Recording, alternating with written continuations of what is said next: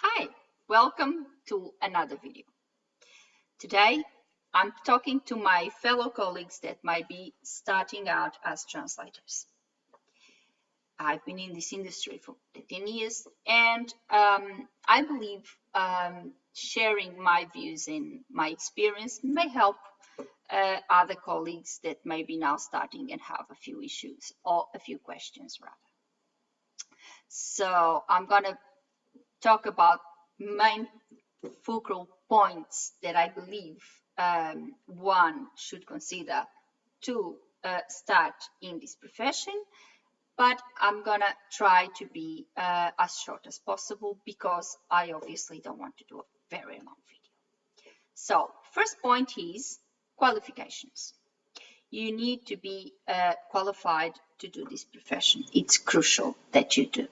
So one of your main things is having a qualification as a translator. A lot of colleagues have a secondary qualification in other fields, which then become their fields of specialization. They become specialized in those fields, and that's great because it's already a great tool for them to work as translators. But then they also need to acquire qualifications as translators because they need the language techniques, the way that they're gonna be able to make the link between one language to another. And that obviously you learn in a translation course. And obviously you will also have to have a diploma in translation. I got mine from the Chartered Institute of Linguists, but I believe there's other ways of having a diploma in translation.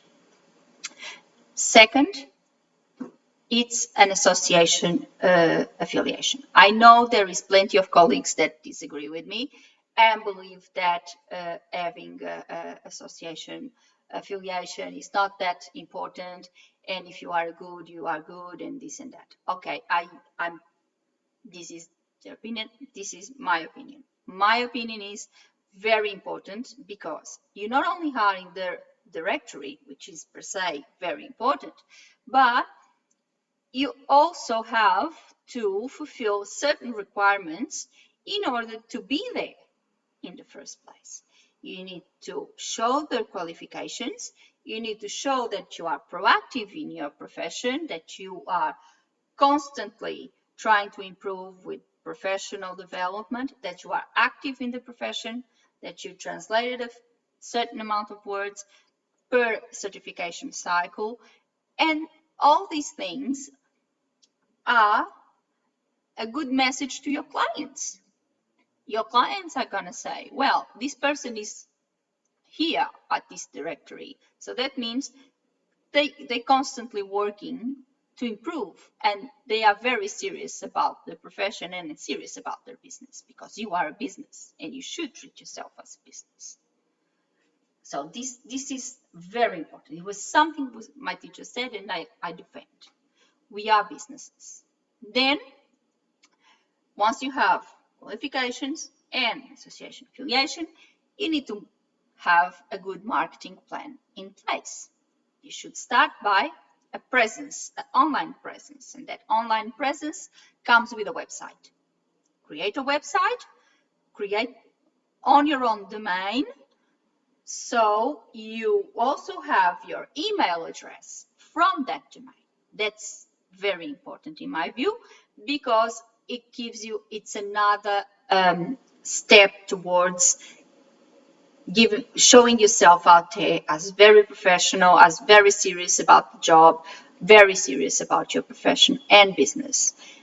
You don't write to a company and receive a Gmail account, an email from a Gmail account.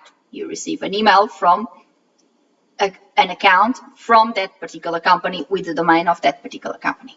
So if you are a translator, you should think and you should aim for the same thing. That's important. You should aim to have the same type of attitude that you would have if you were running a company like Microsoft or any other company. Because at the end of the day, that's what we are. We are our own company. Then social media. Social media is very important these days. Everyone is on social media. Everything happens on social media. Of course, I'm not saying that we should open an account with every social media platform there is, because obviously it would be too time consuming and it would be counterproductive. That's what I think. But what we can do is we create a profile of the clients that we want, and we see or ascertain where are we going to find these clients, where are they. So then we create a profile in the platform that will have these clients, and that's important. Then you have your marketing plan. You almost ready to start working, but there's another very important thing. It's being organized. You have to be very organized. Working from home can be a challenge. You have all the distractions, but you need to be organized. You need to set your time and be in the office at that time, because that's what you would do in a regular company. And also have your finances and all other aspects of your business very organized. I, for one, created, because I'm very good with Access and I really love databases, I create an Access database for myself. And in that database, I have my clients, I have my jobs, I have my invoices, my quotes, I have everything in there. So when I want the report for expenses or for income or anything else, I've got all the information there, and I've got it there, and it's available for me. I also have another database with my glossaries, but I won't talk about glossaries today, as I will prefer to talk about it in a future video. So having everything organized is very important. Then customer service. Customer service is the main aspect of keeping a client. If your clients are happy with your service and they are receiving great customer service, chances are they are going to come back. This is my experience. So one of the things that I believe is, once you receive an email, even if you have an autoresponder, please acknowledge that email. Tell the client, thank you very much for your email. I'm not available at the moment, but I will attend your email as soon as I'm coming back. I know that some people may think it's overkill and it's overdoing. I believe it's customer service, and I always do it when I receive an email, and I never had a problem so far. So customer service. Let your customers know everything. Have your price list on your website. Have all the simple information that you put everything out there and you show yourself as transparent. That's important. And once you receive an email, if a customer asks a question, be prompt responding. And even yourself, ask your clients a question. If you are not 100%, if there's something that you are not quite familiar with, it's okay to ask. That means that you are actually committed on that job and that you really want to do a good job. And if something is not clear, they are the authors of the job. They are the ones that provided you with the original. So if you have any doubts, if you have any questions, it's okay to ask. I felt petrified of asking questions when I started, and today I find myself asking plenty questions to one of my main clients. So it's okay to ask. Then, after all of this, it's just being proactive. Professional development is important. There's always things that are changing. Languages are changing because they live in beings. Languages change.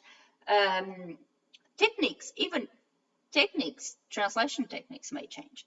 Things may change, and we need to be updated. Ways of doing business change, and we need to be updated.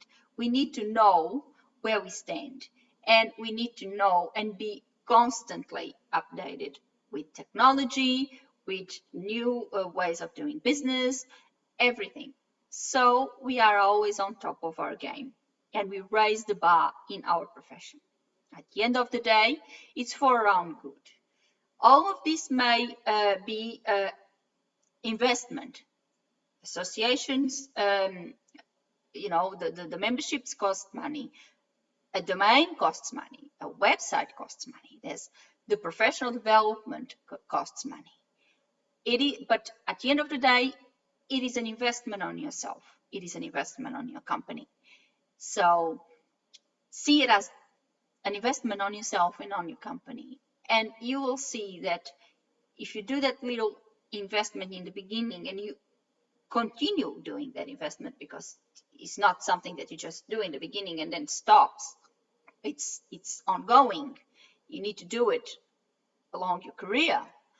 But if you see that you do that, you will see the results coming. And that's what it's the main part. I hope you like this video. If you have any questions or if you want ask anything, any other topic that I may not talk about here, please feel free to ask. Subscribe if you like the channel. Please subscribe. Put your questions down below, and I'll see you next time. Thank you very much for watching, and bye.